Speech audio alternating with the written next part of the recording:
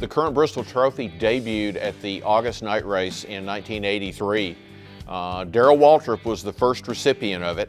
That was his 6th consecutive Bristol win. There was a change of ownership here at the Speedway, and a guy named Warner Hodgson became the sole owner.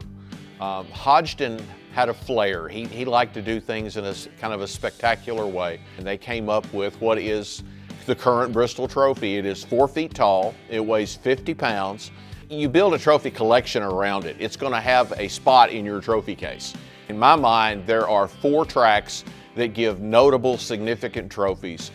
The biggest of the bunch is the Bristol Motor Speedway Trophy.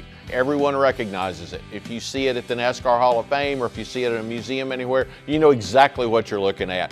For Carrier and for Hodgson and for those folks and on down through the years, and on with Bruton and Marcus now, it represents a great big win at a little racetrack. In 2013-2014, Bristol came up with a new promotional marketing campaign, the Last Great Colosseum, throwing back to the similarities between Bristol and the Colosseum of Rome. So obviously, what was at the Colosseum? They had gladiators and they fought. The folks here did a lot of research and they came up with what is called gladius, which is an absolutely evil-looking sword that is incredibly memorable, and I think a nice accent piece to the giant trophy. Engraved with the winner's name on it with the date of the race, certainly a keepsake, and hey, it's a great way to defend your home if somebody breaks in. So, one of my favorites was the very first presentation. That was the Food City 500 in 2014, and it turned into a night race because of the weather, and it was very chilly in Victory Lane when Carl Edwards finally got there about 10 o'clock at night.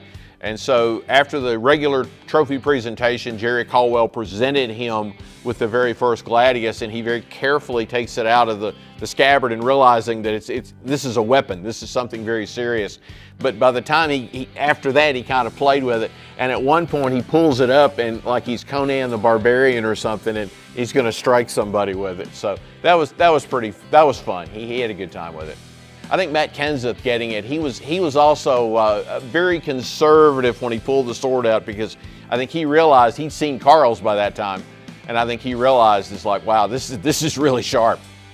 I think that winning at Bristol is one of the biggest accomplishments in NASCAR, and if you ask anybody who has won here, they will say that, and if you ask people who have not won here, they will say that it's one of those crown jewels that they want to win. So I think it's a fitting reward. You have a substantial trophy, something that will anchor the trophy case, and then you have this unique sword that is truly one of a kind, that no other track is going to give away. So together, I think those two things combine to really reward the driver in a very special way.